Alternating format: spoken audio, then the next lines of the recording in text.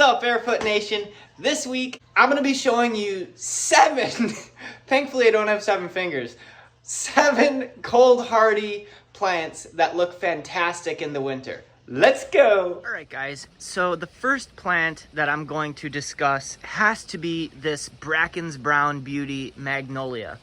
Now, this is an evergreen plant. It's said to be cold hardy into zone 5, which would mean negative 20 degrees Fahrenheit. This plant hasn't seen those kinds of temperatures probably ever.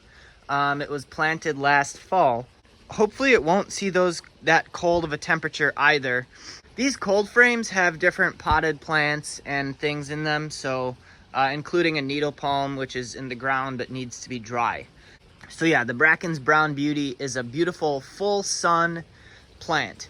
I do not recommend planting these in any amount of shade, unless it's winter shade, when they're in a colder climate, because the sun is going to strengthen those branches, you know, as much as possible. Or they need to have as much solar energy as possible in order to have the branches with these beautiful giant leaves be able to bend far enough with a snow load and not just break. And that is absolutely correlated with the sun. I could easily talk about laurels and rhododendron, but I'll probably save that for another video. The next plant that I just have to talk about, guys, are these beautiful Sasanqua or autumn blooming camellias. Now, you might be thinking camellias aren't cold hardy. Well, there is a type of camellia, there's a whole bunch that was bred by Dr. Ackerman back in the 80s, I think, and it's a whole bunch of Sasanqua types that usually have the name winter in them, such as this guy right here. And then they also have an April series, which I don't have any of the April camellias here, like April Tryst or Twist or something like that. My parents do, and they're also pretty young. My plant actually looks better than my parents because camellias take a long time to establish. So I've been making sure to water and do all those things religiously. Camellias, generally speaking, I like the fall type better for colder climates, because these guys, even though this is a couple days after Christmas, it's actually been very mild, and so you can see that they're opening new flowers. I'll give you a little close-up here.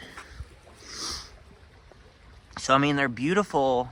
Deer do eat the camellia leaves, so, you know, if you have deer problems, you probably just need a shotgun, but anyway, the foliage will get decimated by deer.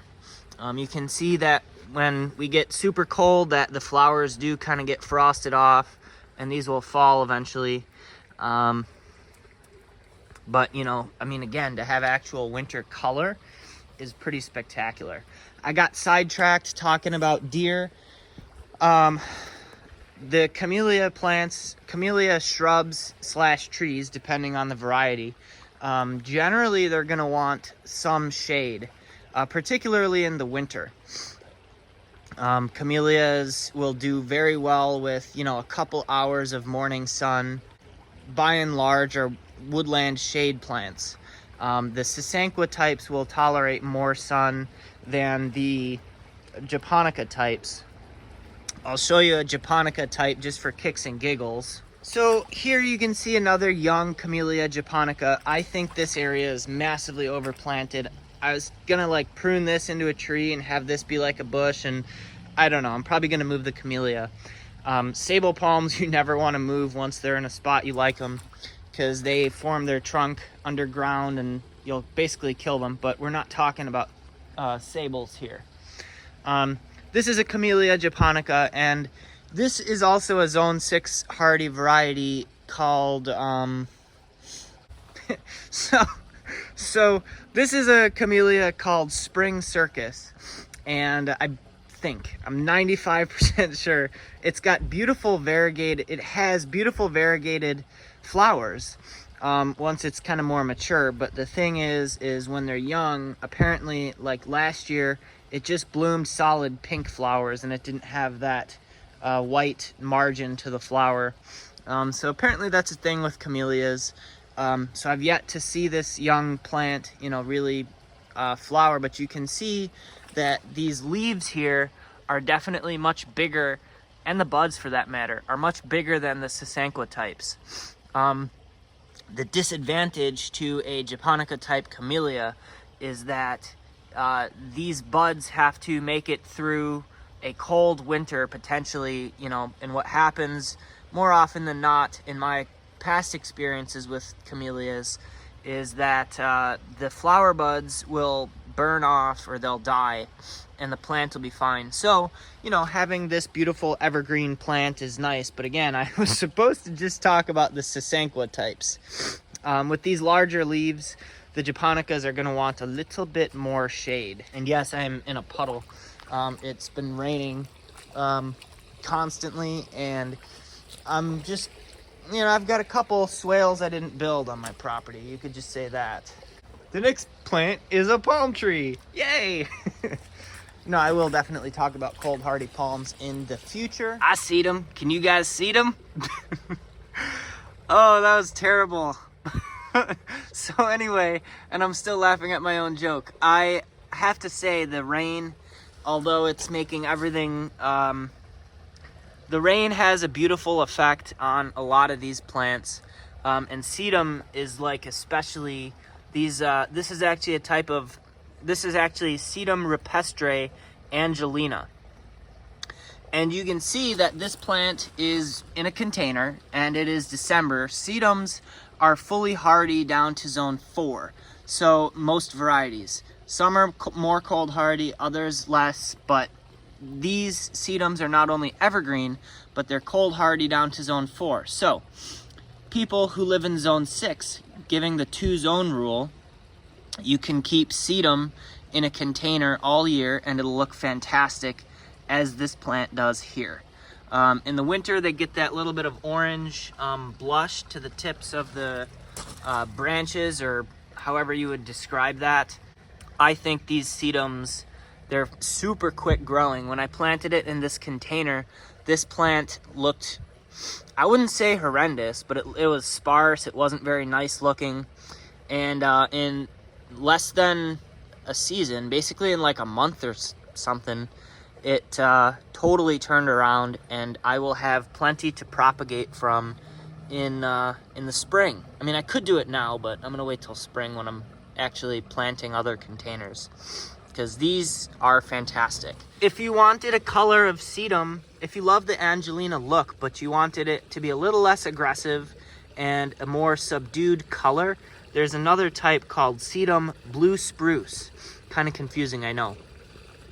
Sedum Blue Spruce, as you can see, has a very nice blue color to it. Again, there's so many other plants I'd like to talk about, such as this Saxifraga, but I just don't know enough about them yet. Another cool thing that they're doing with sedum nowadays is because they grow so easily from cuttings, growers are putting multiple different varieties in the same container. You can buy these as roof tiles. Well, you can buy them as like tiles, or you can get them in typical kind of nursery containers. And they're called flaming carpet. And I just think that's the coolest thing. It's the kind of thing that any nurseryman is like, why didn't I think about that? Needless to say, my property is very wet. Sedum is more of a succulent, so they like to have good drainage. That is pretty important. The next plant on my list here is gonna be like kind of one of two. And the first that are just kind of not related, but if I wanted to keep this down to 7, they're both great full sun, colorful evergreen, broadleaf evergreen plants. This right here is a Twilight Nandina. Nandina is evergreen down into zone 6, but everything that I've read says that they can actually defoliate and fully regrow the next spring if it did get really cold. Now, I've actually had an older variety of Nandina called Gulf Stream that I had in a big container back in 2015 or 2017, around that time when winters in Western New York were way harsher than they are now. And the Nandina did in fact defoliate. The Gulf Stream is an older variety, which I'll show you in a minute. But this right here is not fall color. They maintain this beautiful, vibrant color. They actually get it in fall, so the plant needs to get sun before the cold actually hits, because otherwise they'll just kind of be their typical summer color. You can see that the Twilight has that beautiful variegation to it, and it's just a lovely plant. Very slow growing, very, very adaptable. They're drought tolerant as all get out. And the reason I know that, not only because I've grown them in containers, but these plants, there's actually 9 of them kind of making like a little border to the wild garden. All these Nandinas, the reason that they're all kind of different sizes at this point is because, take these 2 small ones here, they actually completely died back to the stalk over the summer because I had them sitting in their nursery pots like this, just kind of laid out as they are. And I didn't get a chance to plant them until they had, basically I planted them when they were all like completely dry. And the fact that any of them, not just any, but all are still here is amazing. And now they're adaptable because you can see, again, I'm slopping around in my muck boots and these guys are in standing water. Do not plant Nandina in standing water if you can help it. But, we'll see what happens with these plants being in adverse conditions. The one thing they certainly have enough of is sunlight. The next plant is a dead plant that you spray paint. Just kidding. Okay, distracted, bloopers. So another fantastic winter interest plant is this Eliagnus. Now, wait, hold on. I know, before you freak out, this is not the invasive species Eliagnus umbellata, I believe is the species. This is Eliagnus Ibingii. This is a broadleaf evergreen species. It's really grown for its foliage, and it's in other words, it's a totally different species, and it's probably not gonna fruit. I'm very conscious of invasive plants, real invasive plants like Bradford pears, which ironically in New York are not listed as invasive. But anyway, the real invasive, I'm cognizant of if a plant would actually be invasive or not. And so far, well, it's just been in the ground since September. If it does turn out to be kind of seeding around, and the thing with the invasive plants, I'll go on a quick aside, is like you're not looking for more of these with the seedlings. You'd be looking for the same structure. You'd be looking for the green form of this, which is going to have the same leaf arrangement and that sort of thing. Actually, this is a perfect stem to show it on. You're going to be looking for the plant that has just green leaves and but the same leaf arrangement and bud pattern, and that's kind of what you'd be looking for. And if you're like hunting invasive plants throughout big landscapes or like wild spaces, what you really want to do is you want to find the season that the plant is most visible. So like for a Bradford pear, that would obviously be in the springtime, possibly in the fall. But it's useless almost to look for invasive plants like Bradford pears or calorie pears. All of them, that whole species is just terribly invasive. Again, I'm on a tangent. This probably won't be, but it's kind of grouped with Nandina because the species Nandina domestica can seed around, but those and these basically don't set flower and fruit, so they're hopefully just going to be good garden plants. But again, anyways, I do not want to sway you away from planting this because chances are excellent it's just going to be a good garden shrub. They do grow big. They grow big and they grow fast. Like all of the reason this shrub has such a goofy shape, and I have to film it from this angle, is because this elephant ear right here was shading this half of the shrub in September, And then this part that was in the sun actually shot up about more than 6 inches, probably shot up about a foot.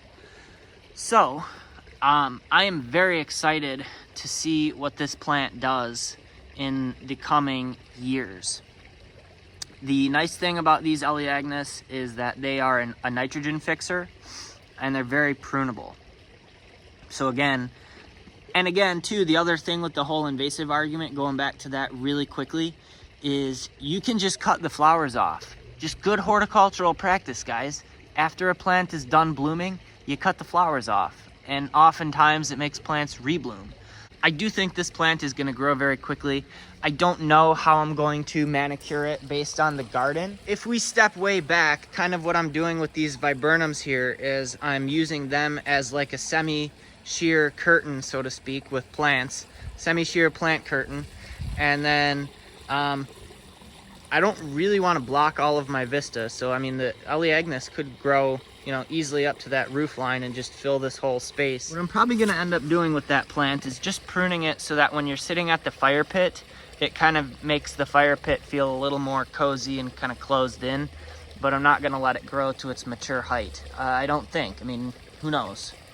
Now that I've talked about those plants for wholeheartedly way too long, let me go to the next plant. Hang on a minute. The squirrels are uncovering the hardy bananas. So that should be crime punishable by death.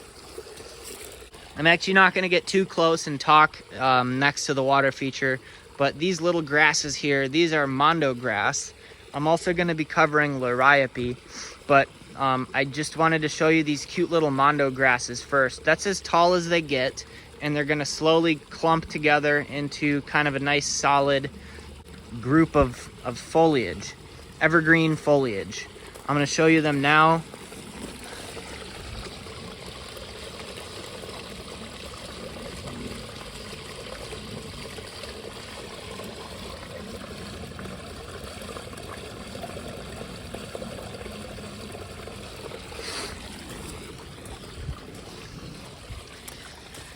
And so you can see the whole purpose of planting the Mondo there is to soften the edge of the patio, which has all these bricks that go all the way around, to kind of soften that, but not grow so tall as to obscure the water feature from that angle.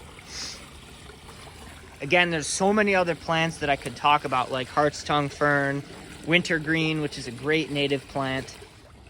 So I wanted to show you guys this other Nandina here. This is a Gulf Stream. And this is an older variety of Nandina. The one that I had in a container for all those years, I actually ended up giving to a friend. I haven't seen it since, so not sure how she killed it.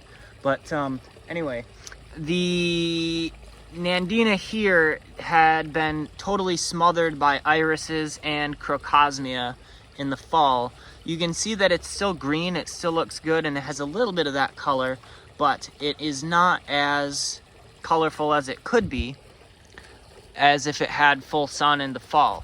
This is also a Gulf Stream Nandina, and you can see that again, it has noticeably more color. It's actually a very Christmassy plant. And the rain droplets are absolutely beautiful on this plant. But you can see that the newest growth has that gorgeous, like, crimson, pinky red shade to it, and then it's green on the inside. These, being an older variety, they might flower, but I don't know. Again, just if it flowers and it bothers you that it has invasive potential, just cut them off and enjoy the beautiful winter color. So you can see that I have a couple yuccas, well, just one in each pot, but I have a couple potted Yucca filamentosa. Now, these are fantastic, not only because the plants are evergreen and hardy to zone 4, so probably hardy, you know, fully to -20. You know, basically, again, I'm in zone 6, zone 6B. And now these plants, you can see they look pretty amazing, just so simple to have in these containers. And the other nice thing too is the containers themselves give color and interest in the winter. But yeah, so these yuccas are full sun plants. Again, having a plant that needs the sun, you know, if a plant says it needs full sun, you really do need to give it full sun, especially if you're going to have it as a plant for winter interest, because plants will store that energy away in their root system, or, you know, wherever, a bulb maybe, and then they will use that energy that they put away during the summer over the winter. The thing to keep in mind with yuccas is that at the tip of their leaves, the tip of every leaf has one little spine. You can kind of see it bend right here like this. You know, it's not lethal as an agave, but you know, it'll get you. You poke them the right way. So the yuccas do make fantastic winter interest. And again, you can see that when you combine a whole bunch of different plants, and obviously the number one winter interest feature should be this beautiful custom fountainscape, which again, I'm mostly talking about plants here, but water features are the number one form of winter interest. And another plant that has spectacular winter interest is red twig dogwoods. And this combo here you can see with the red twig dogwood and the bamboo in the background with the kind of yellowish green stems and the vibrant red is just absolutely beautiful.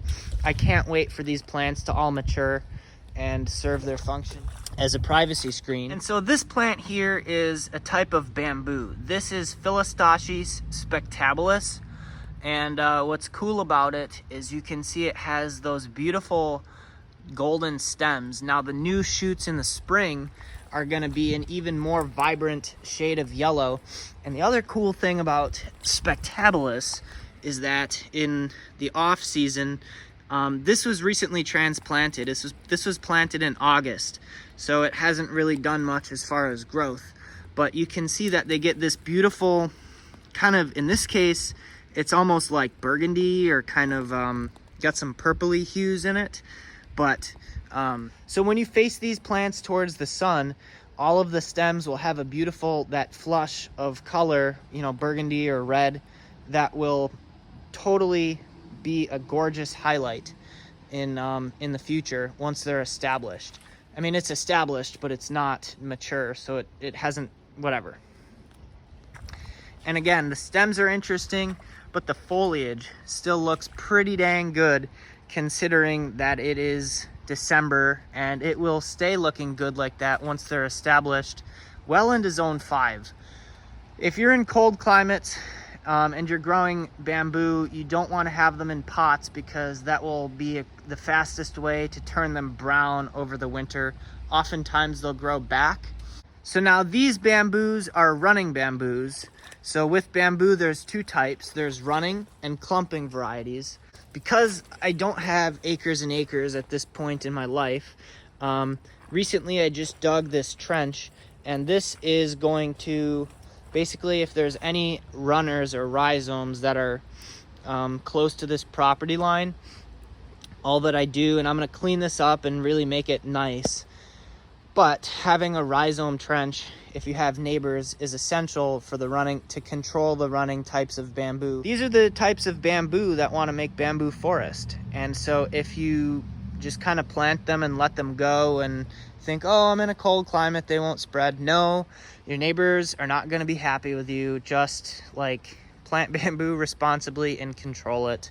If I had $1 every time someone told me bamboo is invasive, I'd be a multi-millionaire, because bamboo only spreads vegetatively. So that means that it only can, as fast as those runners can spread, which in my climate is 4 feet a year. So it spreads 4 feet a year, guys. So all you have to do is rhizome prune it once in August and again in November, or, you know, right before it gets cold, and you control those runners, and the plant isn't invasive, and then you get this beautiful evergreen plant. And again, This is a young plant. It's going to get more full, taller, all the whole 9 yards. Another plant with fantastic winter interest are Liriope. Now, just like with bamboo, there are clumping Liriope and spreading Liriope. Liriope spicata gives these ones kind of a bad name, although there is a place for Liriope spicata in the landscape.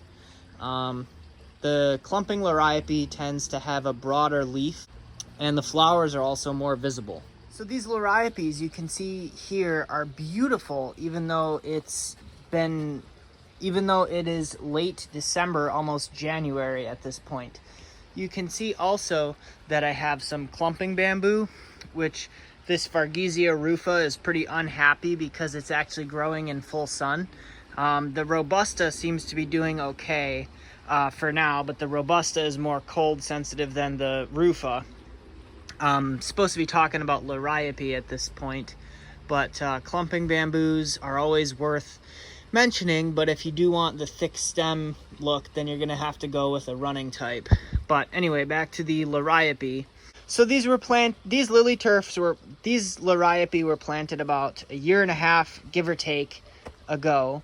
And they have all sorts of other plants growing around them in the summertime. Like there's a double orange flowering daylily, which mostly shades these plants here, and that looks very nice and when the daylily is flowering. And last year I actually planted a whole bunch of impatiens around these plants as well, and that combo of the purple spires, which now have developed into small blackberries, which the birds enjoy eating, particularly robins when they come back for the spring.